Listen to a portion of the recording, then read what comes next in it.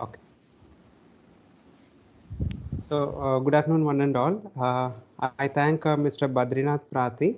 So, he is head sports physiotherapist affiliated with the DDCA and Board of Control for Cricket in India. He is our esteemed alumnus from BPT 1996 batch, and he has a professional experience spanning 19 plus years, and he has got a trail of accomplishments. Recognizing his accomplishments, the Manipal College of Health Professions has bestowed the Distinguished Alumnus Award in the year 2007-8, and he was also recognized with a significant contribution award from Indian Association of Physiotherapy. So during his professional tenure, he has positioned himself in various capacities. He has been the medical coordinator for ICC Cricket World Cup. He has been the medical coordinator for Indian senior national men's football team in the year 2007.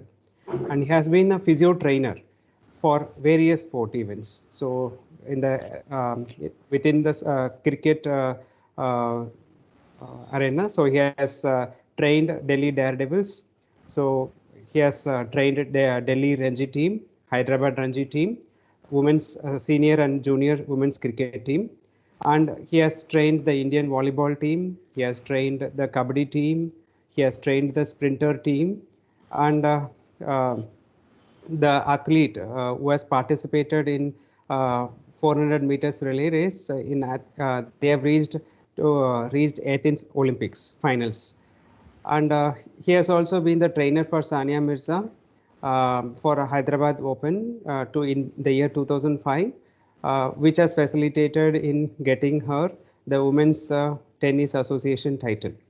And he is also associated with the National Cricket Academy. So he has got a uh, splendid professional experience. So, and he is presently pursuing his Doctor of Physical Therapy from US University. So, Mr. Badrinath, on behalf of the HOD, the team of faculty members, I thank you profusely for accepting the invitation to support our webinar series. So, it is our pleasure to host you, and we are looking forward to have you to share your experience with us. So, this is just a disclaimer as suggested by Mr. Badri. So this is an interview. This webinar is an interview format. This interview, it is the personal opinions of the speaker. So it is no way it is reflecting the opinions of his affiliation. So he is not going to speak anything on behalf of uh, uh, Delhi Cricket Board or the BCCI. So all the views expressed are is personal. Yeah. Yeah. Good afternoon. Thank you for inviting, and it's a great privilege and honor, and it's always a pleasure to come back to alma mater. That is Manipal College of Health Professions. Thank you, Dr. Selvam, and I thank my HODs and Dean, all of them. Yeah, thank you.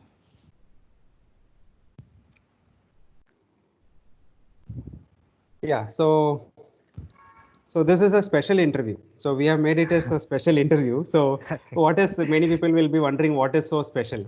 So in a typical webinar format, so there will be a lecture delivered by Yeah. a professional. So he is more keen in sharing his personal experience. So because you know that given this nearly 2 decades of professional experience, and right now he is heading the he is head of the sports physiotherapy in a renowned sport association. So to reach to that point, it's not that easy. So there are so many odds to pass through. So he preferred to share his experience for the young graduates, for the young alumni, so that they will also have idea, right? So how to go about and how to excel in their professional life. So nice of Yeah. you. So only a few Thank you. people will accept the challenge of sharing their personal experience, and you have accepted that challenge. Thank Uh, you. Thank you so much. It's always a pleasure to see other young professionals coming up, and finally, it's like serving your society. That's we see great happiness in doing that. Yeah. Yeah. So, so my first Yeah, once question to again, you. I'm doing that. Yeah.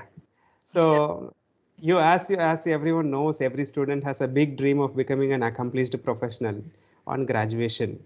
So each graduate have different goals. So some keep pursuing higher studies while some go on to practice in clinical and extended practice settings while few enter the academics. So everyone has got their own option. But you as a young graduate back in 2001, as you completed your BPT, so what was your professional goals? My professional goal was, like first of all, be the best clinician and achieve the best results, definitive results, and again something special and different. My teacher suggested me to be in sports. He said it suits my personality and me being a very active person since childhood. Like I'm a badminton player and all, so the decision was for me easy to enter into sports. So that was the primary thing. And once what happened in the class, like I stood up and speak to my teacher, and this my fellow student has noticed this, and she said that you should follow your heart. So I think that's how I came to sports, and blended with after graduation, my teacher Preet John Chenier, also Cherian Preet John Chenier sir, he has said that sports suits you. Yeah. So bottom line, I want to be the best clinician and with definitive results. Yeah. Okay, so what I understand is that it was something innate from you also had that zeal of pursuing sports physiotherapy from your side, and it is influenced by the others, or everyone has given prompted you to take up this particular field. Okay, Yeah. so Yes. so otherwise also the scope of physiotherapy practice has expanded its boundaries. So within clinical physiotherapy, there are several ramifications offering services in clinics, hospitals, community. Of several area of practice, you chose sports physiotherapy. Of course, you partially explained that it was there. So it is not that what you think you will get. So whether it is by choice or by chance, and what is your advice for young graduates, and Okay. whether to chase the choice or the chance? Okay, I came to Manipal by chance, so it's not a bad thing happened to me. So things can happen by choice and chance both. Being coming into sports is by choice, I would say. Yeah, so because that's what. So coming into sports, it's not that everyone is gifted, and sometimes people are forced. My primary question here is, so whether someone has to have a persistence in having their choice made, that is to set goals and to chase the goals, or whatever comes their way, they should grab it. So what do you advise for the young graduates? No, no, if one some I'm yes, if one has dreams and goals, yes, definitely they should chase it, because once you enter a particular vertical ladder, on day one or within 5 years, you don't reach the highest level. Sometimes it tests your patience, so you should chase your dreams and goals. Yes, definitely. Yes. Okay. So it has been almost close to 20 years of your professional journey. Yeah. So you would have worked with more than an employer in the field of sports. I hope you have been consistently in the field of sports for the past 20 years, right? Yeah. Yeah. So can you please briefly share your work experience in several organizations and explain what you think of employers' expectations of sports physiotherapist? Okay. First, after graduation, first 2 years it was like internship, and at the same time, I was garnering experience on field. I was working in a physical education college, and at the same time, I was learning. That's more or not like an employment, but that is my first experience working. Second thing, it's not purely like academic exercise. It's like a on the ground training also. Other than that, my two employers have been Hyderabad Cricket Association and Delhi and District Cricket Association. I'm very lucky to be consistently in last 15 years with DDCA. So, as far as expectations of employers would be, one, conduct oneself in a very trustworthy, confidential manner, in a very good context, and very specifically, they expect you to deliver for what you are hired for. So that is your performance. Very simple. And as and when required, if something has comes up, it's our job duty to even guide the employer, the association, for the benefit of the players and the association within which we are working. Yeah. So Okay. it's performance and trustworthy confidentiality matters. Yeah.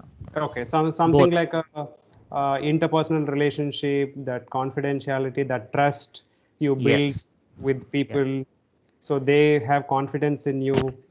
So, okay, now it is not only the core curriculum or be having a knowledge that is going to take you there. So it is more of building interpersonal skills with people. Yes, I mean, definitely your skills, competences, degrees may help you to get the job. Yes. But again, in sports, based on degree certificates, it's little bit unlikely to get the job. Yes. Uh, but okay, even if you get the job, let me complete this. It will help you in first 2 years or something to prove that you know the job, and the scenario changes after that. So many challenges comes up and things have, so like then your interpersonal skills and xyz, they keep on coming. So if the challenge will be moving from the low level to the mid level to the senior level. Yeah. So it's a combination of skills, competencies, your degrees, and other leadership aspects also. Yeah, so it is a cumulative thing of the educational and technical skills, personal skills, right? So there are Yes. many skills involved. Yes, Okay. like for example, in Delhi, like I didn't like I was put on observation for 1 month. Okay. So 1 month, like I was working. So Okay. after that, the things have moved. Even though I had before that 2 years experience with Hyderabad Ranji and HCA, even before that 2 years on field, my experience in physical education college. It was a very sports specific training and sports physicians. Unlike my practice has been always focused and specific. It's not diversified or diluted. So like maybe I'm coming from south, so to the north. Okay. So I'm not sure what their expectations at that time, but I really enjoyed 1 month, and after that things moved positively. Yeah, so this So is. it's yeah, it's very great to know that. So because coming from south, culturally different background, and within a month you are able to make your position. You could position yourself, and you were meeting the expectations. So it was great to know. And within a month, you have been absorbed. So it is a very great news. Maybe we have to uh, send some of us, some of our interns to you Yeah. or the sports physiotherapist for some training with you. Yeah. Sure, definitely very happy. Yes. Okay. So yeah, so as we all know, there is lack of regulatory body to govern our profession, and we all know that because it has got influence on the professional practice as such, and there is no structured career progression for practicing physiotherapist, except for in few in the academic front there are certain career progression that has been made. But today you are in a very coveted position as head physiotherapist in a sport association. So please let us know how did you reach the present position. Of course, you told that you have been there for a month and you met the expectations and immediately you have been taken up. So, but please elaborate. So, Okay. See, one is your contact, second is your skills and competencies, third is your consistent performance, and being in the good books on and off the field. They do really matter. And again, your standards of practice and conducting yourself within your scope of practice, and setting up new standards and new benchmarks, and every year you are upskilling yourself. and able to handle tough situations like injuries, injury management. Injury prevention concept actually has come recently, but like maybe 3 years, 4 years, 5 years, maybe not more than that. But till then, it was more of like injury management. Yes, and being very good at what you're doing. So this will have a ripple or multiplier exponential effect. As you spend time. I think that's what happens. And moreover, as I said, the time goes on, like different roles comes up within your job, and if you're able to learn on the job, and that's very important. And if you're able to sail through successfully, handle it, I think things will move on. Yeah, as a Yeah, rejoinder of that that, yeah.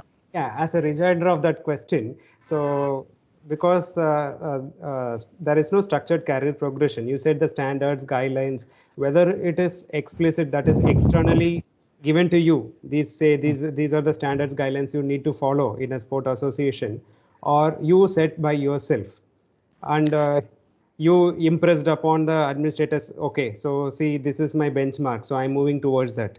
So is that the way you practiced, or someone else prompted you, so this is the benchmark, this is Okay. whether, yeah. Yeah, I followed. It happened such that I applied to an interview in the UK sport at the time. Okay. So I got the job responsibilities and roles. Okay. So as you said, there was like no one to guide. There's no structure. Then from where do you look for? So what I did, Yes. okay, UK sport is I got the document, and I said I think these are all the good benchmarks, and we should Okay. implement. So that's how my first reference has come. Okay. So uh, whether the workplace was flexible enough in accommodating those benchmarks? Yes, many of the things are in our hands as a professional, and as I said, it's our job to recommend whatever you feel interesting and good to the employer, and they're kind enough to accept, and that set the one benchmark. And yes, it's been a not so rough ride; it's a smooth ride. I'm very happy and lucky in that sense. Yeah, Yeah. So very nice to know that. yeah. And that you mentioned it's a smooth ride, so not many will get that smooth ride. Yes, you have to set your own standards, and you should work as if someone is always observing you, Yeah. supervising you, but no one is there. So that Yeah. consciousness, self consciousness must be there, and follow your like ethics, and within your legal thing and ethics, that's the cornerstone. That's where differentiating factor comes. Yeah, I take it from there. So it is more of self-regulation, self-regulation of Yes. one's own practice. So it Hmm. is not that we are supposed to work on someone's supervision. So it should be more of self-regulation. Yeah, So and different levels in the sense career progression. Uh, I don't know how different employers see. Like again, there is a junior team physio, senior team physio. Okay, so under 14, 16, under 19, 23. Then the state level, the state highest level is the first class, Ranji Trophy. Then North Zone, if it is a cricket. Okay, okay. then India A and senior national. So this is one hierarchy. And when you see at the players, you always see it like they played from so many years to so many years and so many number of matches. And again, test being playing the test is considered as highest challenge, everything. So that is one level of hierarchy and giving respect. And in physio, how we see, we don't know. Like I covered maybe 140, 150 plus first class matches. That is one way of seeing it. Sometimes this entire hierarchy dissolves. This hierarchy entirely dissolves. Maybe if you go to camps, NCA, JCA camps, we may have to work together at the same level. Even though like and I'm 20 years experience, maybe I should be ready to work at the same level with fresh graduate. No, I'm not asking about the hierarchy here. Hmm. So I wanted more specifically, is there a progression? Like after certain years, like 4 5 years, there is a promising thing that you will be moving on to the next position, Yes, there junior is. to senior, Yeah, there from is a senior. progression. There is Okay. a progression, but yes, it's It's not like after years. It can take 10 years or it may take 1 year also. It's like, And and in your performance. case, it is 1 month.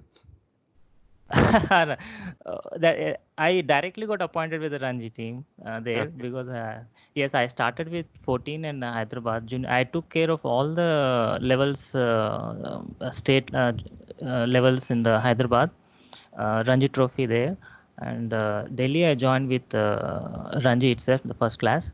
There I've been there till the end.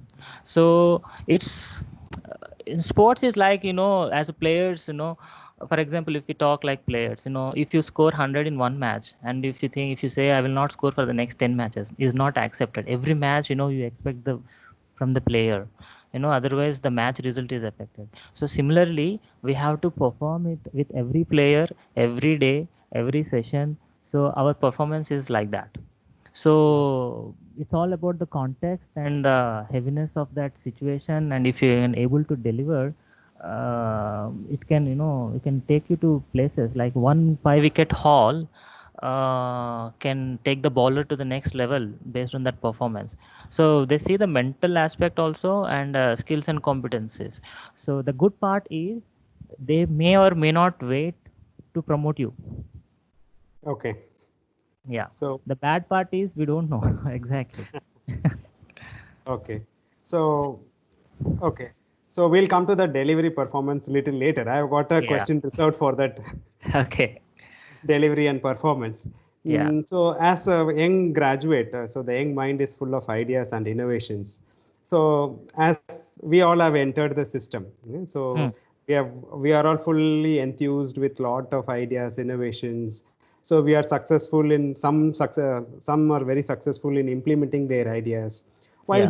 while some many become part of the system, Yeah. and because of lack of persistence of their ideas, there is the lack in motivation, right? So the drive goes off. So what was your big idea? Because it has been an exemplary professional journey for you. So what Thank was you. your big idea in your professional journey, and what were the challenges in executing such ideas? Big ideas was, as I said, first do the basic things correct. That itself is a very big idea, and implement it. My intention was to bring the what are the latest developments or the research or good practice guidelines to the players, to the welfare of the players, and to implement it. Develop a player support system. If I'm a player, if I'm injured, where will I go? If I think from the player point of view, so I need a physio, I need a doctor. Which doctor I have to go? So arrange that. So first we need a place. So that's where the idea has come to set up a clinic or a facility. And so the big idea is to have a one stop place within the stadium, and rest we will take care of the player. So the player need not to go here and there. So all their needs, and like we are like a primary contact professional. We are not physicians, we are not sports physio is not a trainer. And but again, the most of the time, generally speaking, they tell that physio is like a mother of the team, you know so sports physio is the primary contact person for the player. That's the first thing that gets the idea. So from there everything moves on. So that is the big idea, to set up a player support system. Yeah. So everything, and implementation, I did not find much trouble. I said, when I said this idea, they accepted, and then they given me full freedom to choose where you want to set up the place. And it's been there since last 15 years at that place only, that facility. That's great. So yeah. Yes, then comes, like what basic facilities we want in that, that they have provided. Of course, we started with electrotherapy. Now anyway we don't use it. That's Okay. talking about like in 2005. Yes, it's mostly on hands-on only. Yes. And No, so what is the department? So you handle the sport injuries, or you involve in training also? no, no, no, no. We don't involve in training, but how it works is we are into injury management, injury prevention. And Okay. performance, I moved into movement aspect also. Training, what happens first is the responsibility of the physio to assess the player. Then we prepare a restriction and free all green list. Means these are the areas, and you can no unrestricted. You can walk out. So that guidance will go to the SNC, strength and conditioning coach. Yeah. So from in that guideline, things will move. Yeah. Okay. That's Yes, great. and the SNC will design the program accordingly. He will not enter that pains and aches area. So he'll be conscious of designing the planes, all the planes and axis to avoid, and which one. So we exploit all the good things. We strengthen what is good. We don't leave it. It's like that. Physios do not enter into the training. That is a different domain. Okay. Yeah. So coming back to that performance thing, what you said, Yeah. because of course I agree with you, the performance of athlete it depends on the physical training, and there are many factors which influences the success, not only the physical training. So even though you would have trained them or you would have treated him for that injury, sport injury, so there is no guarantee that an individual athlete or sport team would succeed given their cumulative emotional setup and morale during the event. So it is a volatile nature. The success and performance, it's very volatile in a sports event. So it is not certain. So it is at that point of time what the individual or the say entire sport team feels like. So how the sports physiotherapist becomes accountable in such situations, given the team or the individual fails to succeed, and what are the indicators of performance for career as sports physiotherapist? Okay. See, broad answer is within a given context, as long as you're giving your best 100% efforts, irrespective of the results, it's fine. Everyone knows that realistically there are few things which are in your hands. So those things you have to give 100%, you have to you do well. There we cannot show complacency. Then that becomes a bad remark. In other words, the things that are not in our control anyway, yeah, it's not in our control. That they can understand that. Indicators of performance, as we directly deal with injuries, the first expectation would be to mitigate the risk factors and make alert of the risk factors and injury management, keeping the loss of playing time to a minimum. That will be the great thing. And if you are not letting go to player towards a surgery or any loss of playtime, it's a big thing. Yeah, if again someone is injured, again they would expect a timeline. The player himself would be expecting when I will be come back and play.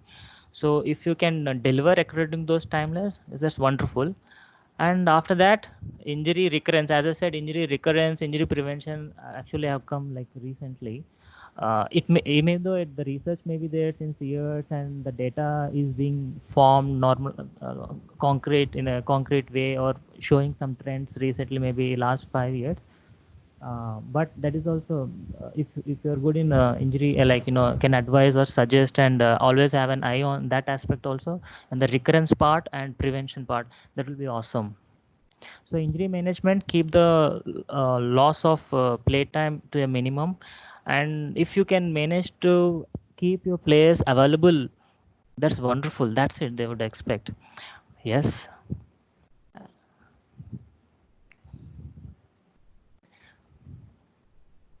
Hello. Yeah. Yeah. I just muted myself. Yeah. Okay. I was just asking you that I know that you are in the process of establishing a sports physiotherapy department, not exactly a department, a kind of facility in the sports association. So why did you feel the need for establishing? So it's you can just have a group of people and you can just get it done just like that. So you went on to upgrade by establishing a unit department, whatever name you call it as unit department facility. Right, but what were the goals of establishing such facility by itself? The goals, see, as I said, the player should not go anywhere in search of something when we are there. So it becomes our duty also to take care of that. So in order to enable to implement that idea, so that comes with the player support system and the facility, and with that's the basic intention, and we want to give the best services, obviously. And when we give a clinical diagnosis opinion, that should be best, second to none. All those things are there, and we want to be in accessible, reachable to all the cricketers if I was working in the cricket association. And yeah, and there are many teams. It's not just one team, there are many teams, men's and women. And of course it requires it's not, again, there are when the state team practices in a state association stadium, so at that facility one need to have facilities to always take care of their injuries, emergencies, and everything. So a basic minimum clinical facility must be there. Okay. Yes, Whether the that is the sports need. physiotherapy, yeah. So whether the sports physiotherapy unit is in collaboration with, is there a sports medicine department or in sport associations? See, during the matches or during the training sessions, there will be physicians, and some may have collaborations, some may not have collaborations, but there will be a medical sports medicine support will always be there. Yes, it may be Okay, so sports there will be a, physician. Yeah, I'm not telling they'll be employed by the association or something like that, but players will have that kind of support. It may be an okay, so there will be orthopedic. a, Yeah, yeah. so there will be a medical team, ad hoc medical team as and when the event happens. Yes, during the matches there will be an ambulance, preferably ACLS, and with a physician and emergency physicians, preferably, and the nurse. Yes, and these Okay. things have evolved over a period of time. Okay. So again, your idea of establishing this unit, whether it was a smooth ride or did you face any challenges? I mean, I'm lucky they just accepted. So what is that golden words you say? Whatever you speak out, they are accepting it. So we have to learn that trick from you. uh, I won't say I didn't realize the value of that, in the sense, but once they trust you, I guess, of course they always keeps observing your conduct on and off. So at every intersection, when there is, reliability, consistency, and the value in what we are saying, I think that takes a long way. Yes, Okay. from all So it corners. Okay, it Yes. is very heartening to know that you are not setting for things pedestal for yourself. So you are also establishing a unit where the profession and a group of people will be able to practice. So it is quite heartening to know that it is not only that you are doing it for yourself; it is for the profession. So. Big thank you for you for advocating our physiotherapy practice. Thank Um, you. Thank you. and more importantly, so to sustenance, because when the person goes, the ideas and everything goes, the energy goes off. So what are the strategies you are having to sustain the mission and vision of your facility or the unit or department? Hmm. So I understand that mission, vision, strategies are different words, but it's like this. Like, for example, try to draw analogy. Now, this is a alumni webinar series in the COVID context. Yes. Everyone is aware that, this is an alumnus thing, initiative. I Yes. was there in 2000, in the college, so the alumni association is started, and I'm not there. It's still going on. So this is also like that. So once you I'm like an institution builder. I like building institutions. So once this is something permanent, even if you are not there, it will run. The administration will take care of it, and the other as number of teams are increasing, the number of physios, SNCs, coaches, they all do increase accordingly. So they'll keep on carry it on, and yeah, that's how it Yeah. is. So that's what. So you have a broader vision. So Yeah. it is so nice that you wanted to leave the legacy behind. So it is not that just you wanted to work and leave the institution or the organization. You wanted to leave the legacy behind. So it keeps, it becomes sustainable by itself. Yeah. So So what happens is every year we start a new practice. Even though we may not, sometimes we may not give a mission and vision name. So every year as the situation evolves, we start a new practice, a new thing that remains part of the system. So next year also it will be continued. So it's like one other way of developing it. And sometimes we establish some basic processes. First this thing happen, this should happen, next this should happen. Those things can be in place. And sometimes what are the future things, developments, advancements that are happening, so we can start bringing it in, like that. A third thing, accordingly we can change our practice, clinical practice, uh, all these things. We can introduce some kind of assessments initially, some kind of documentation thing. These things will stay on its own. Yeah.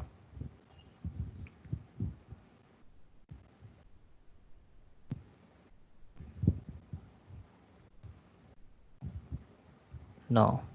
okay, I just wanted to rephrase what you were telling there. So to our young graduates who are attending the session, so it's all about setting standards, improving practice through updating the Yeah.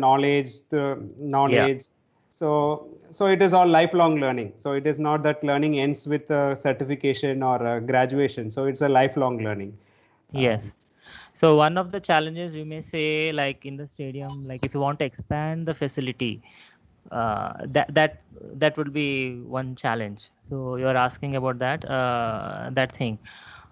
Yeah, expanding the challenge, expanding the facility and the finances aspect, all those things. So we are lucky, happy or lucky enough to get a players gym. We call it Phoenix Fitness Academy. And we are very much delighted, having a separate players gym. And yeah, Okay, do you? correct. Yeah, we would be happy to know, see if you have any pics of the gym Yeah, yes, I got it. Yeah, I have one. I'll try to show, definitely. at the end of the interview. Oh yes, yes. So Yes. again, we started with one room, and as a colleague, I have another colleague. So again, we expanded it to two rooms. Yes. No, again, as part of when the gym was forming, again it we included another two treatment rooms in addition to the master room. Uh, that itself works like separate facility, means in the sense the access, in the terms of access to that area. So the first one is present right under the dressing room. Becomes part of the PMO area. That's really, I feel, a good place.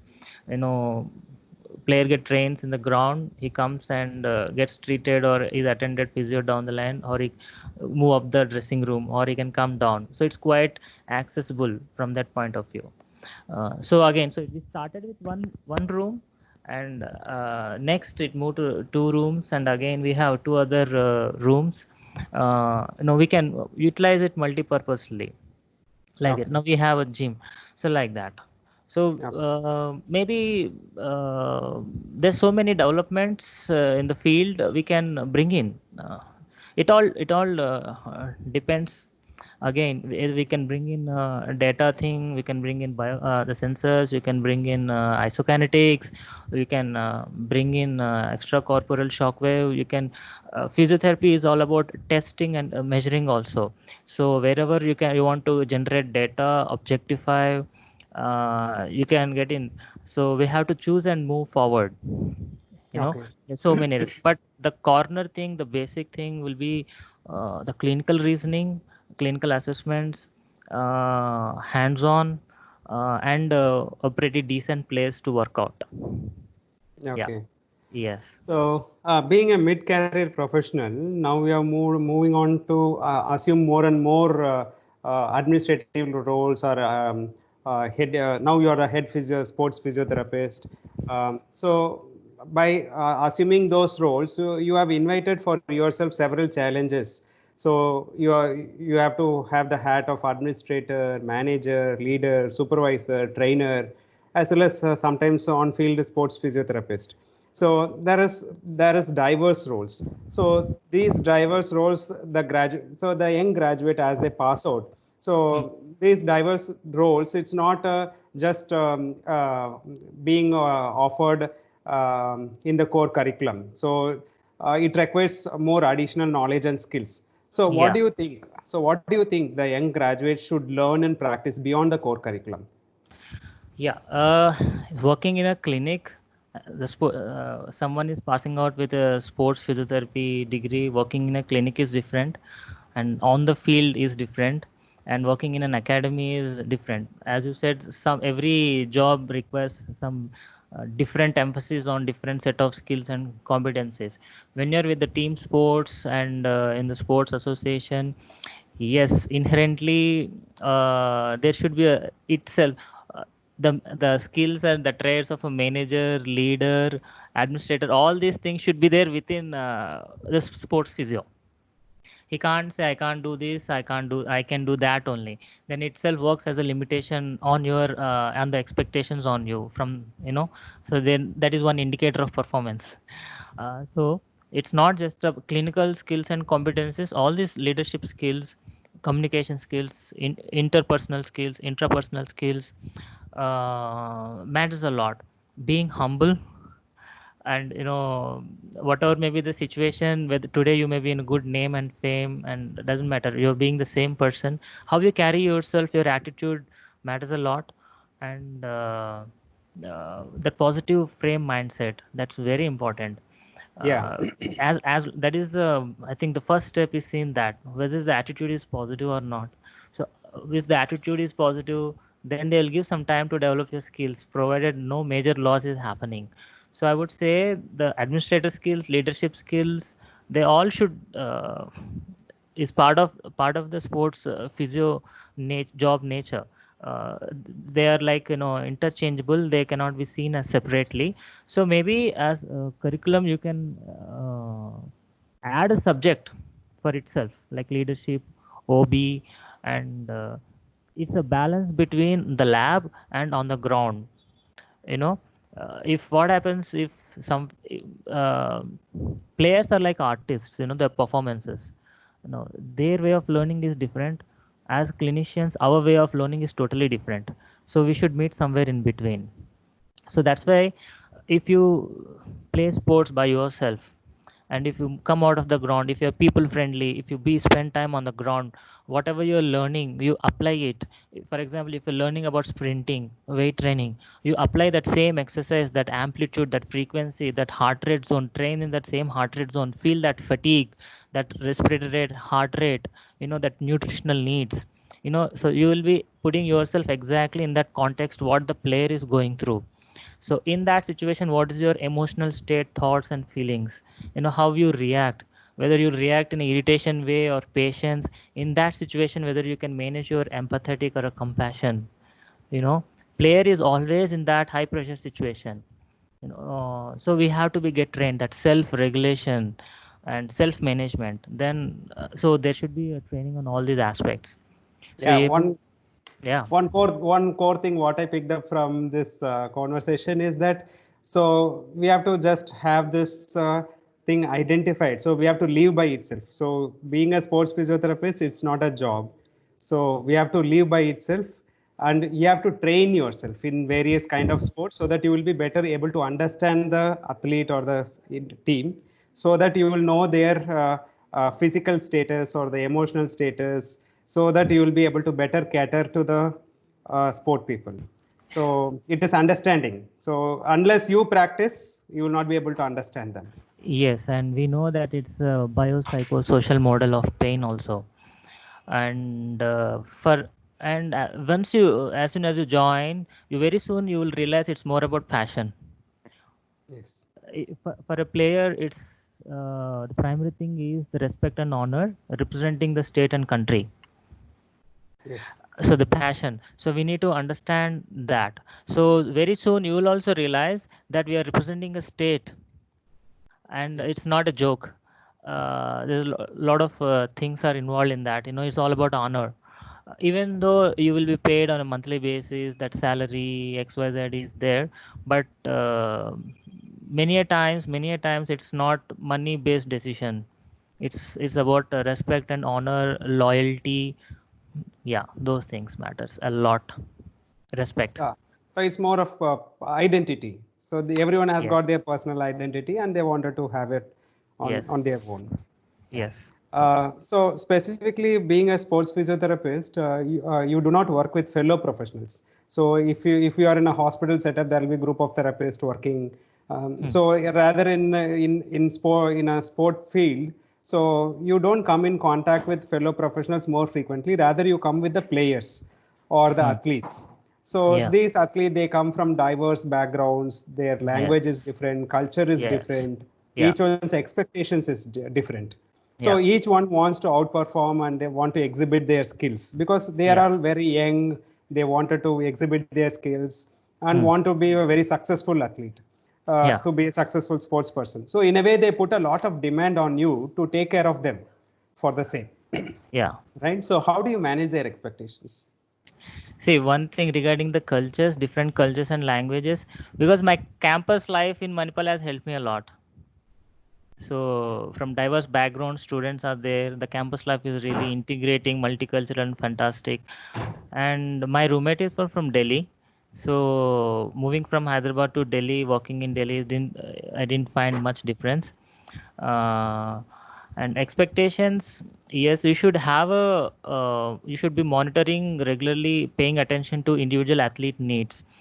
Whatever is that, when you are preparing a rehab plan, you should always consider the player's choices also. The decision may be on a research, evidence based, informal decision, your personal practitioner experience, and but in that circle, the player's choice, player's needs, what is important for the player, that has to be included. Without that, the picture is incomplete. So for every player, that is different, and we need to understand that. Yes, that would say and it's part of the job. The art is to handle that pressure and that workloads. That is, you have to learn, and you have to either you get trained before by working for so many hours a day before getting into the job, or you learn on the job. Either ways. Yes. Okay. So actually, you are in the middle of many stakeholders. On one side, it is the individual athlete or the team. Yeah. On the other side, there are team managers. Yeah. So if you see in sports physiotherapy, there is an active involvement. So it involves the individual athlete. So they have to take part in exercises. If you can only suggest exercises, they are supposed to do exercises for Yeah. rehabilitation. Right. So team manager expects the sports physiotherapist to do their job adequately. So, so we know that even though we do adequately, it is an active involvement of the patients or the Mm.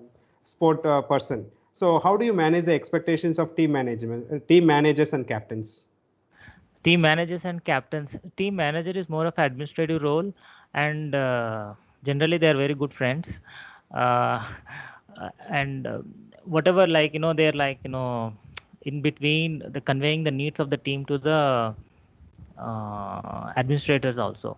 So whatever administrative part we have as part of our job, so communicate with them, like our needs, whatever to buy, to arrange the logistic part, and because rest of the things he will take care. And yes, of course, I guess they will do monitor our conduct, overall conduct. So you conduct yourself professionally. That one thing. Otherwise, all are good friends.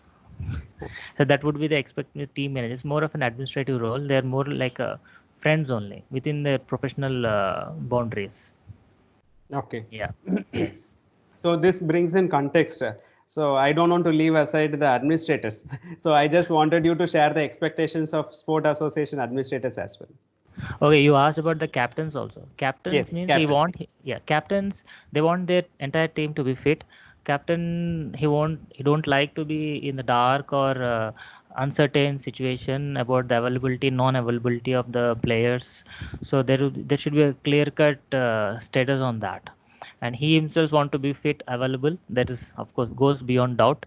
So in those areas we have to be clear cut, honest, straightforward. The information is clean, neat, known to everyone within the time frames as a team they set for themselves, the processes.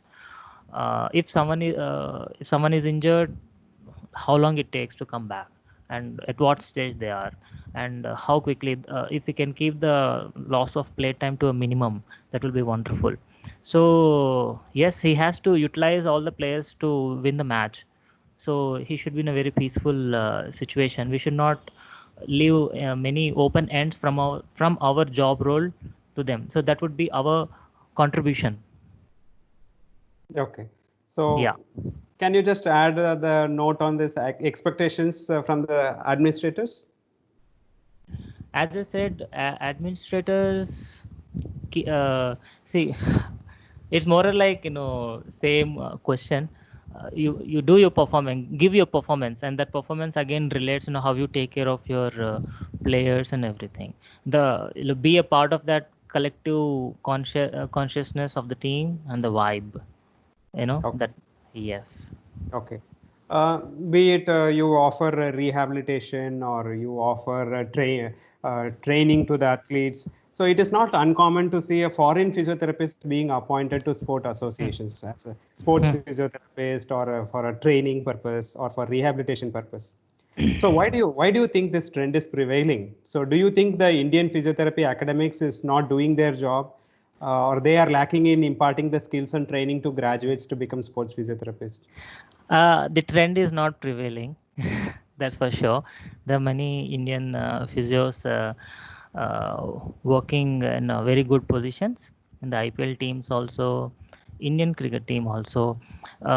Definitely, what we are learning in the bachelors and masters, it lays a very good foundation, no doubt about that. We should be proud about that. Yes. And yes, again, it's not like they are here and we are here. It's more like a collaborative thing. There are many things that there are things that we can learn from them. And again, when someone is coming from outside, again, of course, should not forget they are preparing themselves to embrace to our culture also, our local languages, Indian languages. So they are also facing challenges in a different way. So we are have different challenges. And yes, as matlab academics, if they are as near as to the industry expectations, I won't say it industry, the sport. Okay, on the ground, what are skills, competencies required? If that academic curriculum and this matches, that will be really wonderful. And maybe we should have good projects, problem based projects, and mentorship is very important. Directly or indirectly, I am mentored by some wonderful world class physios. I'm a kind of a person, I learned on the job all these 15 years. So the continuous learning, and so conducting so many workshops, going into seminars, and critical thinking, that's very important. Justification process, you know yes. And finally, your interpersonal, intrapersonal, always be in touch with your cutting edge research. And you should know what are the present research questions in this particular your area. Choose your specialty, and subspecialty within sports. Develop, come to a situation where you have a good command and clear decision making process, that really gives a lot of respect. Yeah. Okay.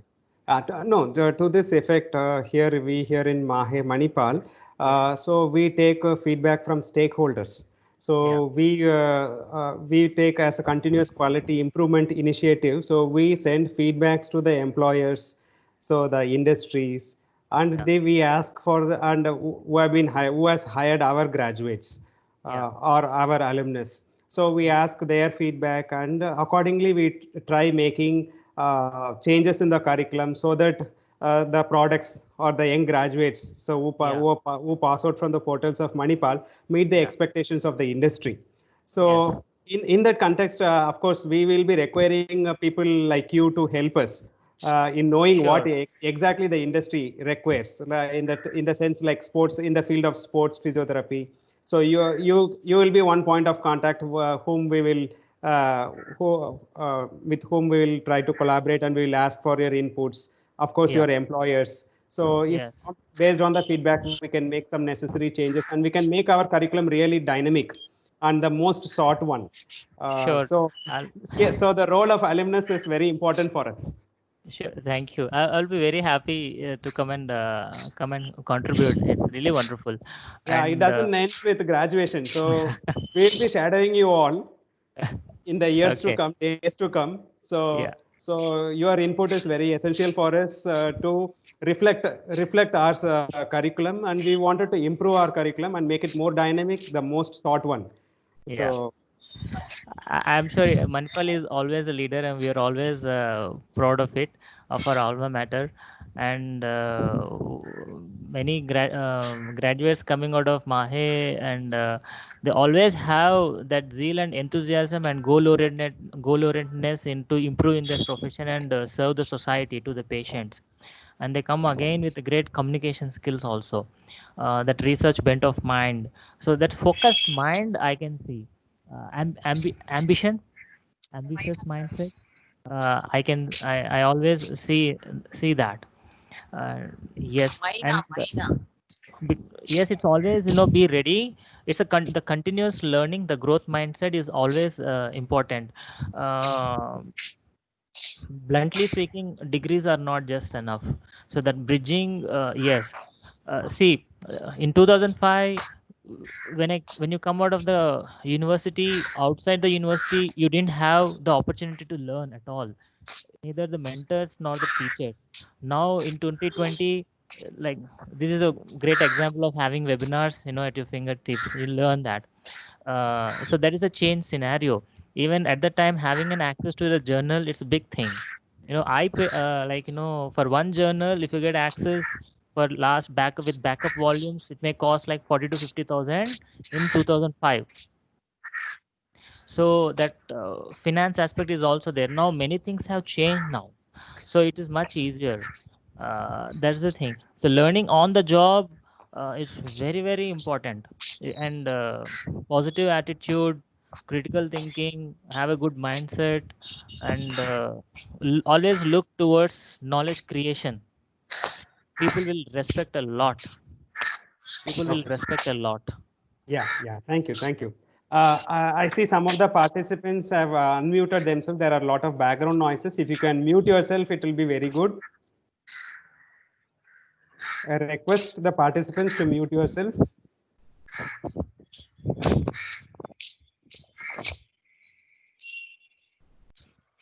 Okay. So during this several years of your professional journey, so you have taken up several roles as administrator, leader, manager, supervisor, trainer, so whatnot. So, so which role do you like the most and why? And which role you think is most challenging? Clinician role, and more or less all these roles comes into that. It's a clinician role, I like it. And because that satisfaction when you treat a player, and he's coming back and giving performance, and your team is doing well, and the country is so happy about that person if he's playing for the India, and if you see that contribution, your contribution in that, that's really wonderful. And now that thing, injury management, moved to the performance also, so one need not to be injured and be in pain also to be satisfied. So, and it's more challenging applying an idea, applying the research guideline into the practical thing, and you seeing in front of you with your own eyes the results. That's really amazing. And I like the leadership role also, like motivating people, self motivating, gathering the energies, starting something new. I like that. That is a very sweet part to me, very close to my heart. Building, start taking initiatives, and building institutions. Yes, Yeah. and So I had that freedom and opportunity in Delhi. okay. I So like to work with freedom, and they have given me that freedom. okay. So you would have pitched several ideas, and you would have explored many opportunities during these several years of your professional practice. So Hmm. your success as an accomplished professional is very much evident. So as an analogy of the tip of iceberg, we all know only the tip is seen. So there is a large mass of ice submerged with lots of challenges and bloopers. So we are interested to know what were the challenges and bloopers of incubating your ideas or having missed an opportunity. Have you ever missed an opportunity? It's very. I'm quite content, I should say. Yes, opportunities. Like I was quite happy in the sense that my players are playing for the country, and I'm at the state level. The same players are part of the state team, and so whenever they go and play for the country, I'm quite happy. So, and I think that was a quite content thing for me. And yes, that's it. Challenges. Challenges is whatever you're doing, you do your best, and when the result comes, it should be stand for a test by anybody and anywhere. That's itself a challenge I always take in anything I do, whether it's a clinical diagnosis or anything. Do things ethically correct, and be on the correct side, and be accountable of the decision you're taking. And so that's how it is. I So, go. Yeah. so you advocate for means for action, not Yes. not looking for the results. So whatever you do, it should be fine. Due to your professional judgment in an ethical way. Yes, integrity is very important. Integrity is very important. Yes, that's a differentiating factor. For me personally, skills and competences is one side, morals, ethics, and integrity is on other side. As you move up the ladder, these things will become much more important. Dealing with the dilemmas. Yeah. Yes. So one not a so we will move away from the serious questions. We will just ask something lighter. So so you have not made a sport field as a means of your living, but you live it by live by itself. So as you have told, you are always keen in sports, and you have you have participated in several activities. So you are a sportsman, and so I know that I understand that you have participated in 100-kilometer trail run. So Yeah. tell us something about your experience of 100-kilometer trail run. It's very thrilling to know that of this. Yeah. Okay. Thank you. Yes, I'm also quite happy that able to do it. Maybe like maybe I don't know, in 2016 or 17 I started training for that. I was supposed to give my first attempt, but it collided with my team's match. So I choose to travel with my team. So that year I didn't do, but luckily on the same during the same match, I think Rishabh Pant has scored a triple century.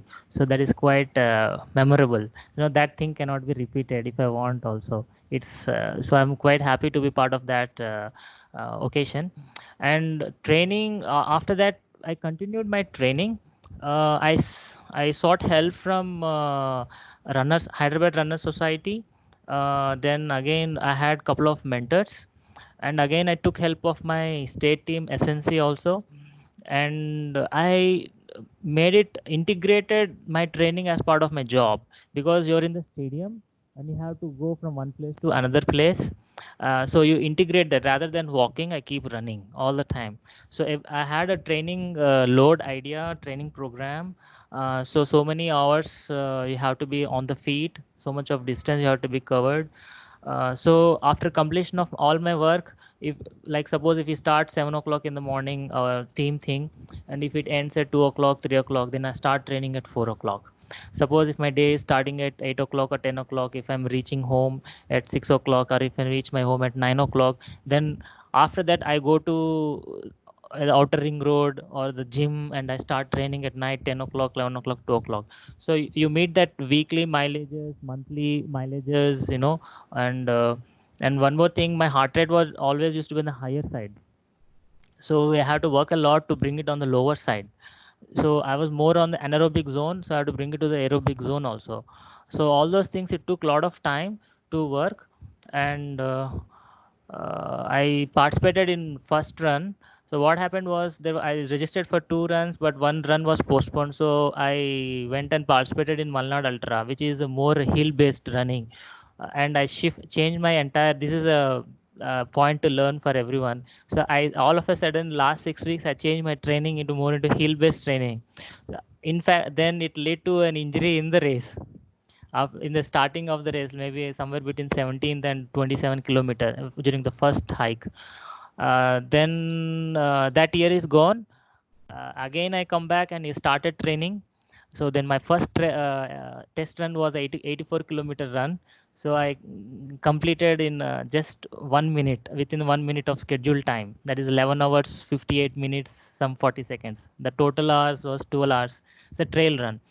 So after that, I build up consistently for my 100-kilometer race. There was 6 months of time. So then again, I build up with participating in Hyderabad Marathon. Then I went to that is a 42 kilometers. Then again, I went to Solong Sky Ultra. That is 54 kilometers high altitude run, where I was in a deep trouble actually. Then somehow I managed myself.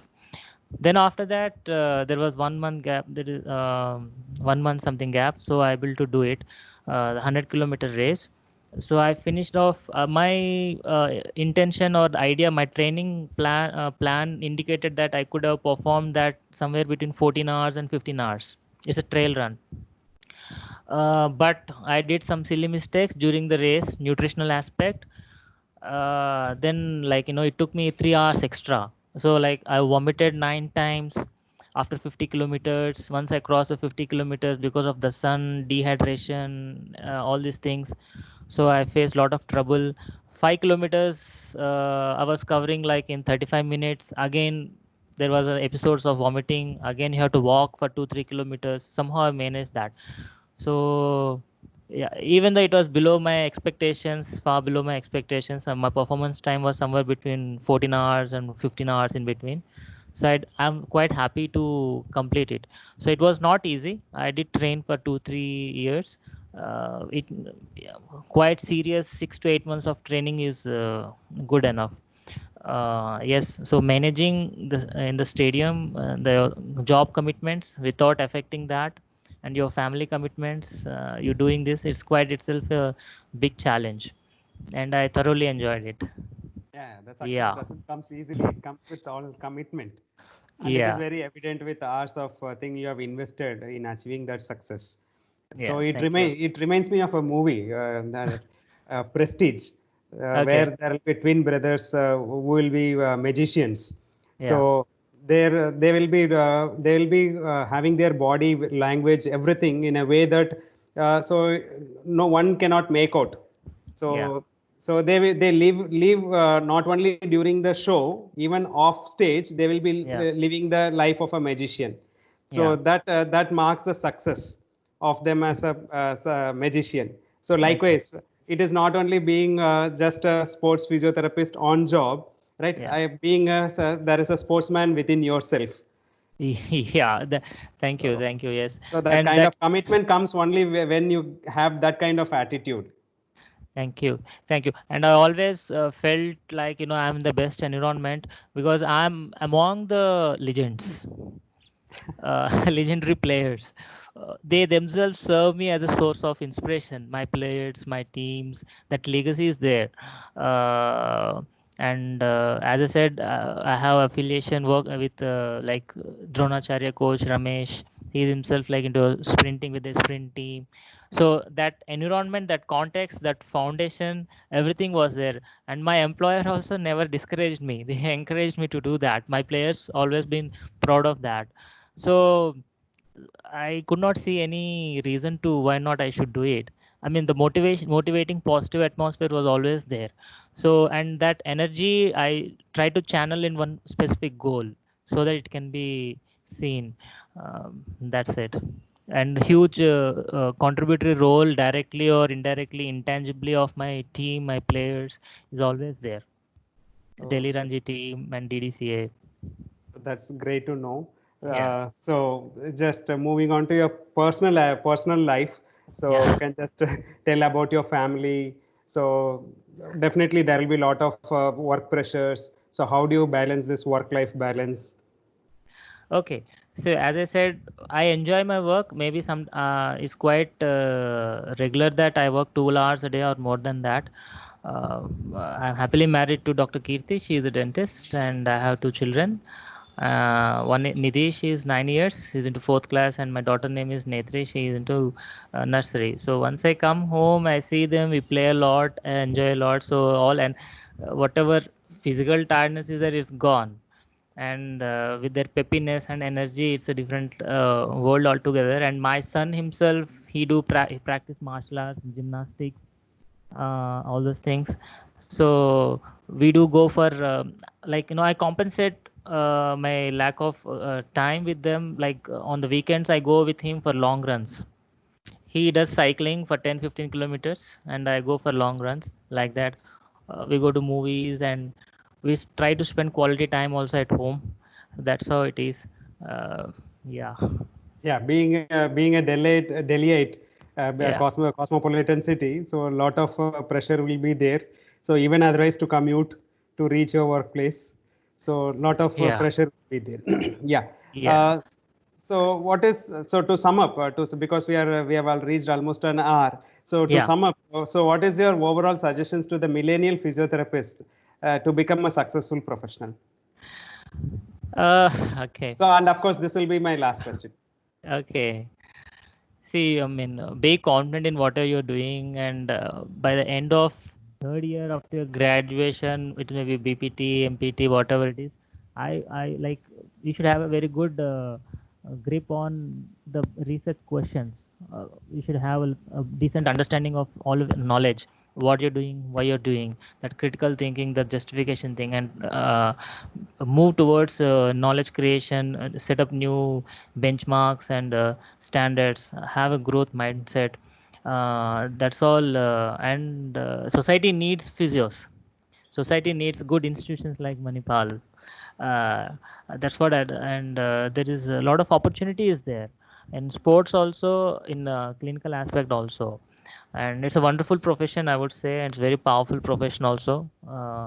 And yes, clinically, if you have very good command, go towards knowledge creation, and diversify. In addition to your vertical education, diversify horizontally also, and integrate both the directions of your learning.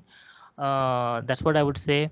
And your clinical knowledge, that is subject area, plus the combination of technology plus management towards social innovation.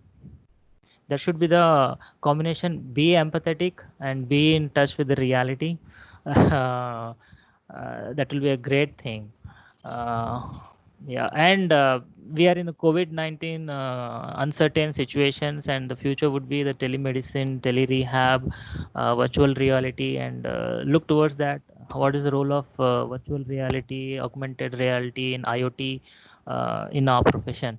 Because it's an uncertain situation, it's a crisis situation, and we don't know when it ends. That is the most toughest part, of this present situation. So that's also there.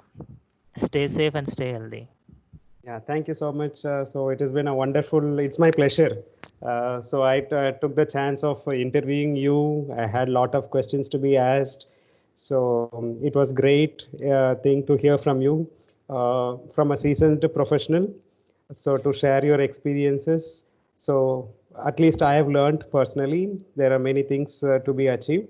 So nice of you for having accepted our invitation. Now I request the participants, if you have any questions, please interact and you can pose your questions to the resource faculty.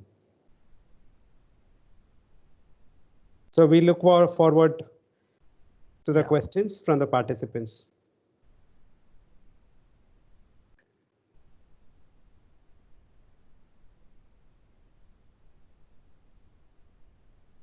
Yeah, so I'll just a brief notification that I just posted the link for the feedback for the session.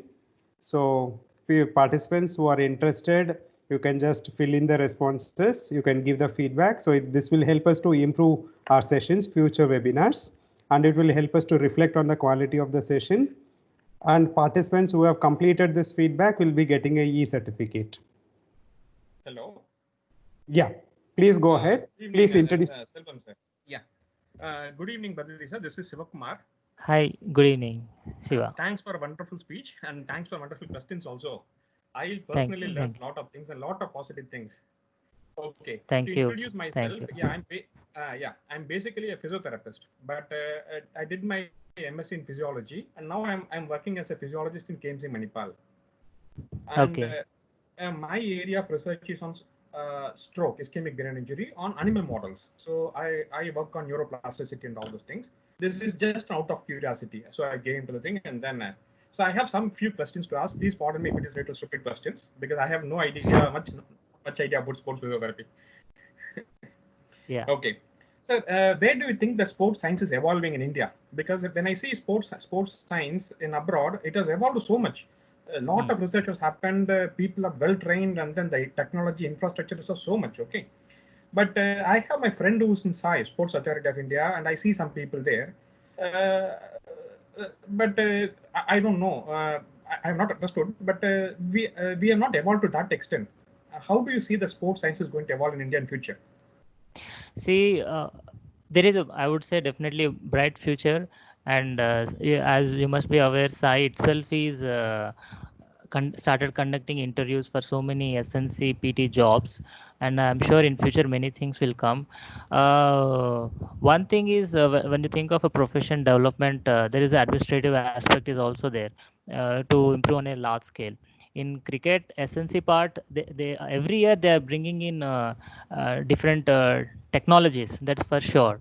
Uh, so I think it's improving. Even in fast bowling, also they're applying so many um, technologies.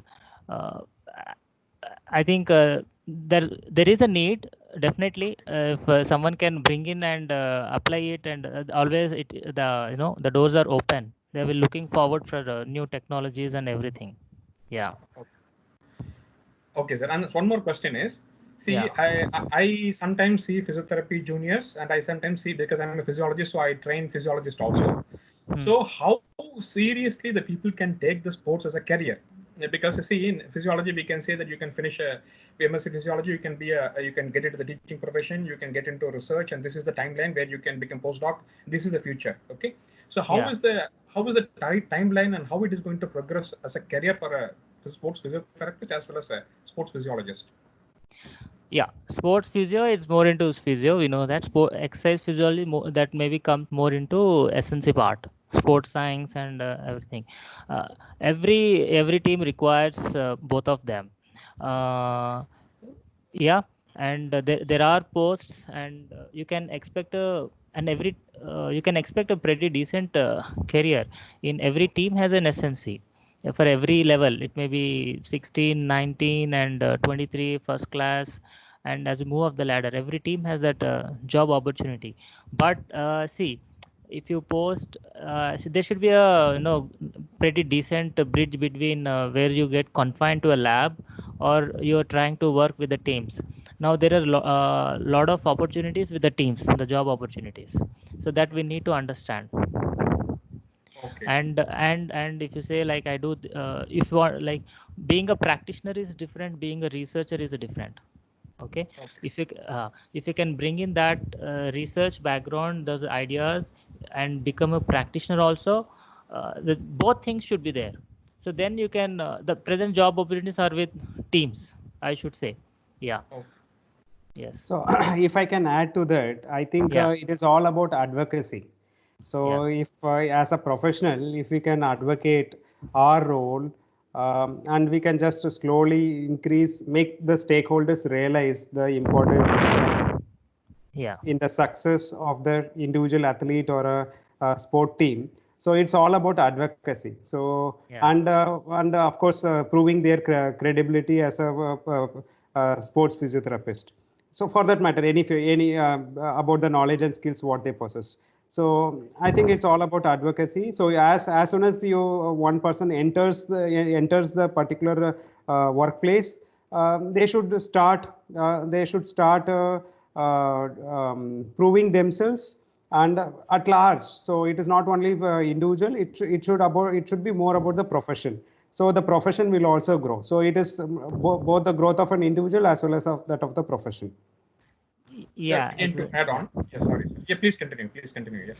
as I said, I mean, no, if we have, it's not enough for us to have good. That is being going more academic and more being a research based, doing some studies. That is one line of way of progressing.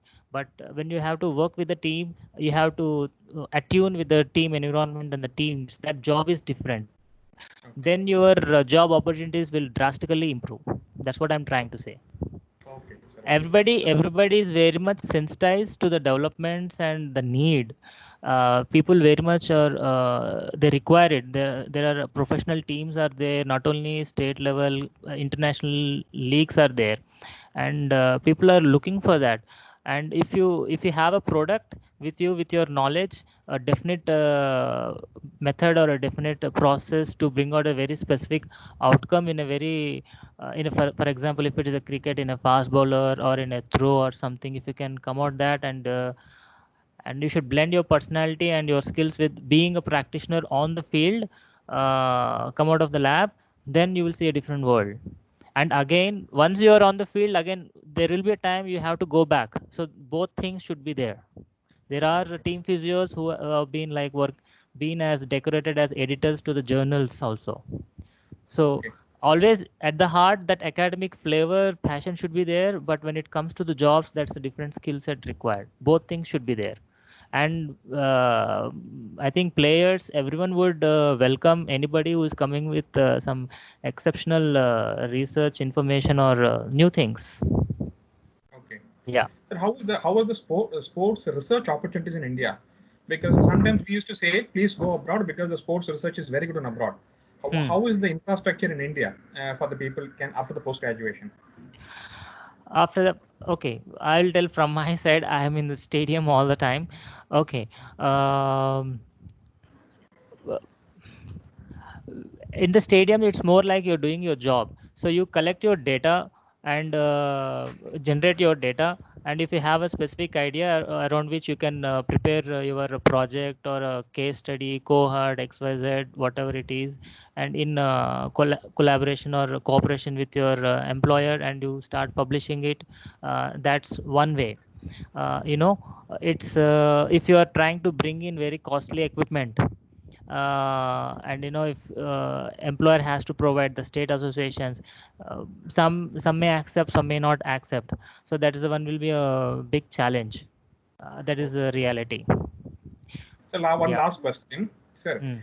Sometimes what is the demarcation between a coach, a physiotherapist, sports medicine specialist, and fitness experts? Because sometimes there is a conflict between these people. Sometimes there is no boundary. So can you please comment on it? What is the difference between the coach, physiotherapist, fitness experts, and sports medicine experts? Coach is all about, he's a captain of the team. On the field is the captain, and yes, coach and captain go tandem. Coach is all about skills aspect and mental aspect. Sports physician on the medical aspect. Sports physiotherapy on the injury management. Again, we work together with this physician, and this thing, we are physio is the primary contact person of the team. SNC, we call it strength and conditioning coach, is more into training. Yeah, so that's how it is there. It's like passing from one point to the another point, all are interrelated. First, that the player always reports to the physio, and the physio clearly demarcates what is the green areas and the red areas, and which areas are like restricted list and unrestricted list. From there, the player moves on to the SNC, the training aspect, like that. All the medical aspect, that's, as I said, again, we should know what is our scope of practice. That goes to we should not work beyond our scope of practice, and all the medical aspects, all the that should be going toward the sports physician.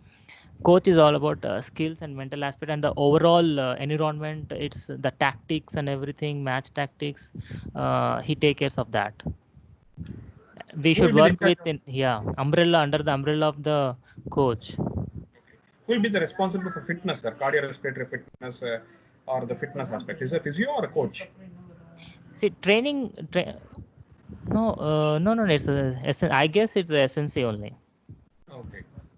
Yes, but coach will always have the major picture vision, and we should fall in, and our strengths should contribute towards his vision, and we should design those strategies. Yeah. Okay. Right, sir. Right, sir.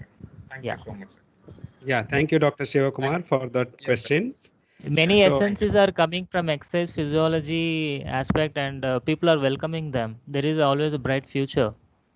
Okay, okay. Yes. So one more question for last. That's all. I'll just finish it off. Do Yeah. you have you worked with the physically challenged athletes? What about that?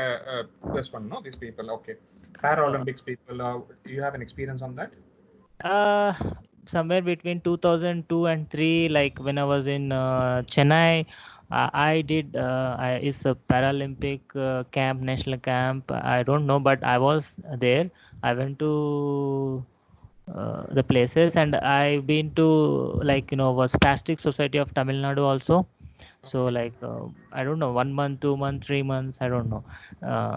Yeah, but not very deep or anything. Yeah, we were, like, trying to assess based on the motor skills who can do what, so we had to classify them. Yes. Okay. Yes. Yeah. Yes. Thank Yeah, you so much, briefly. sir. Yeah. Yes. Yes. Yeah. Thank you, Dr. Shivakumar, for joining the session and having a lot of questions for the speaker. So Yeah. I see a few participants are still there. So if anyone is interested, can ask questions.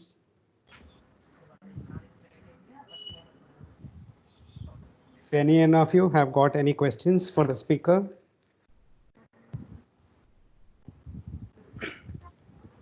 Vishal, do you have any question? Hi, sir. Can I ask a question? Yeah, please, Giridhar. Yeah, please go ahead. Yeah. He is from your Just- brotherhood, right? Hello. Hi. Yeah. Yes. Yeah. Hi, Badri sir. Hi. I just want to say, what would be your biggest achievement until now, being a sports physio? Okay. Representing India, Okay. that's my greatest sense of satisfaction. Yeah. And yeah. Sorry. Yeah, carry on. Yeah, that's a content. You see, if you work, you're in the field and not reaching the highest level and vertically, or especially the country, that will be always remains disappointing factor.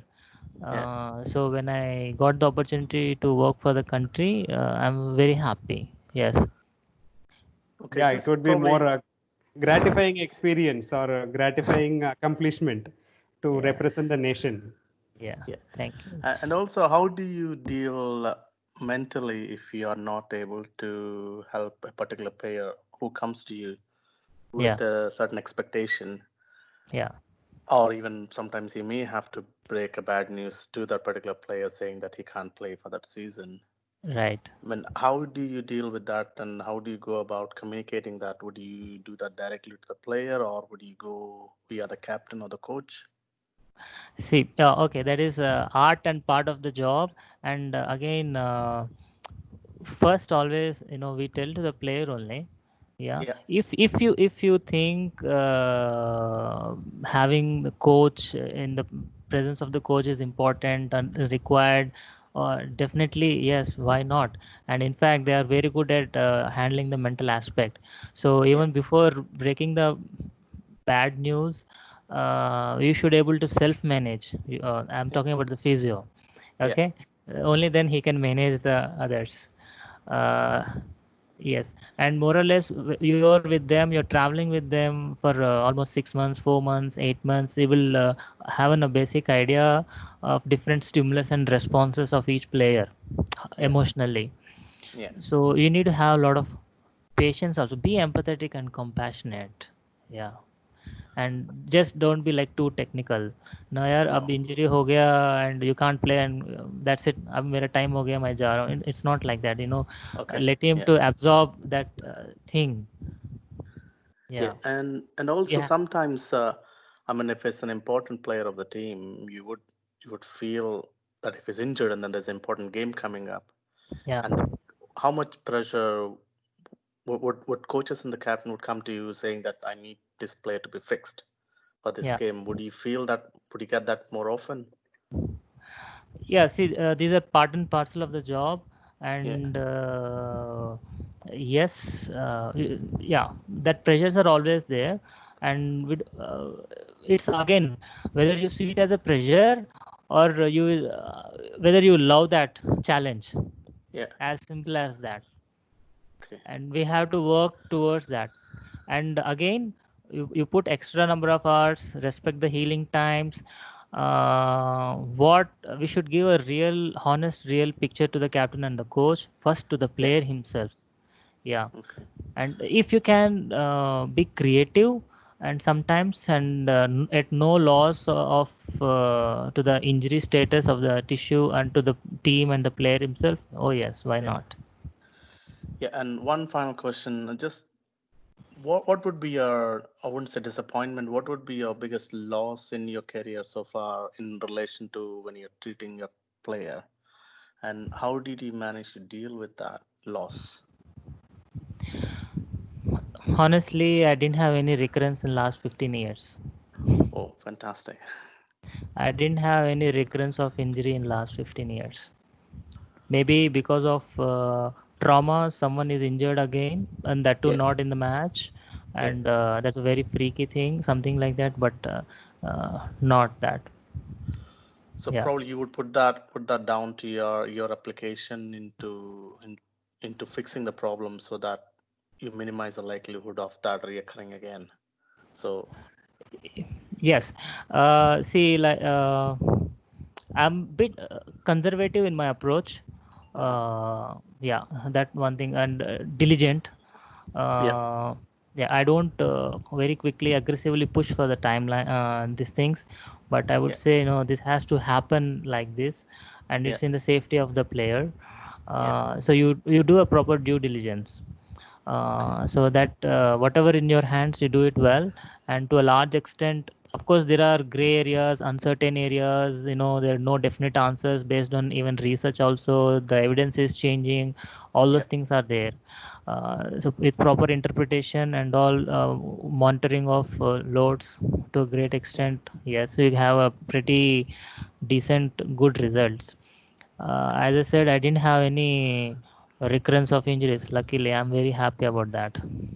Oh, that's Even good. if it may be hamstring injury, but one case that had a very big influence. Why, as I said, earlier I was very aggressive physio.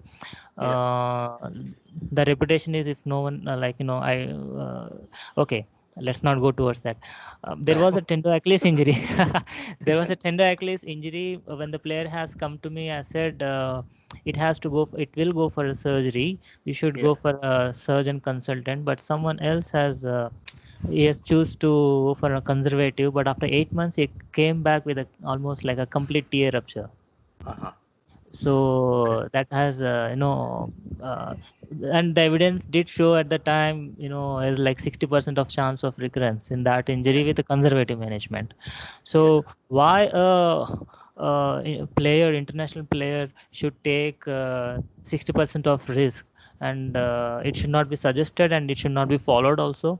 So that Yeah. had directly or indirectly influence on my practice. Even though it didn't happen at my hands, Yeah. of course, I did only arrange for surgery and everything in Australia, Yeah. but that did have effectively, the loss of play time at the international career is huge. The Yeah. career changes upside down. That Yeah. had an effect on me. So I'm bit more diligent. I won't say I become a fear aversive or something like that. Yeah. Due diligence, and when you are like, where every day you are alert to the player Yeah. body, what's happening. You Yeah. can proper interventions, and you can do really well. That's where it is.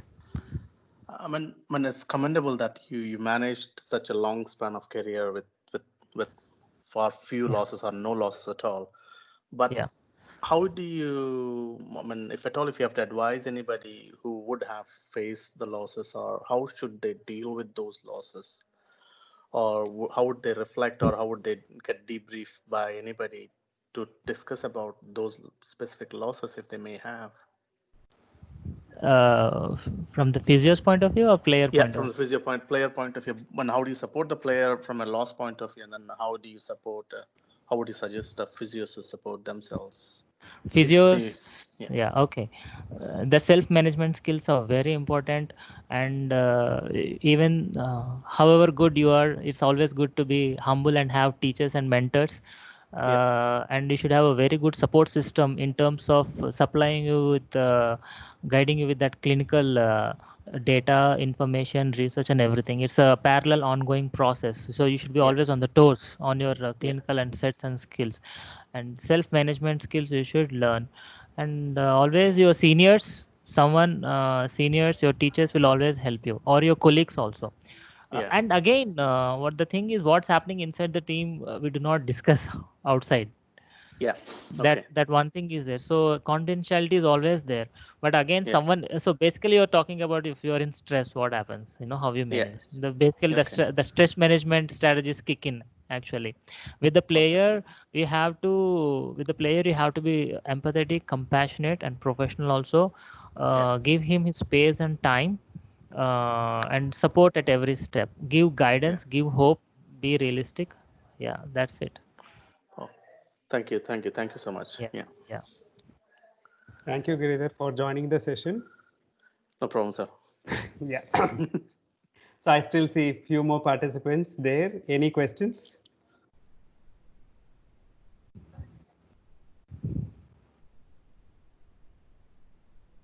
Should we call off the session? Okay. Thank you all participants for joining the session and sticking with us for nearly 2 hours. So it was a great session by Mr. Badrinath. So we at Physiotherapy MCHP Mahe profusely once again thank Mr. Badrinath Prati, Head Sports Physiotherapist of DDCA and BCCI, for having joined us, extending his support for our alumni webinar series and sharing his personal experiences. So thank you so much, Mr. Badri. Thank you, Dr. Selvam. Thank you, my alma mater, Manipal MPCH, Manipal, and I'm very happy and very proud and honored for again being interacting with the students from Manipal and with you. I'm very, very happy. I'm very humbled. Thank you so much.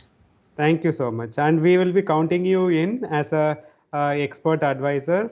So we'll be sharing, we'll be asking for feedback from the industry in the field of sports physiotherapy. So we wanted to improve our curriculum. So we'll be counting you in, and you will be our point of contact for seeking feedback from the sports field industry. Thank you so much. Thank you so much. It's my honor. It's a pleasure, sir. Thank you for having me. Yeah. Thank you. Have a nice day. Bye. Thank you. Bye.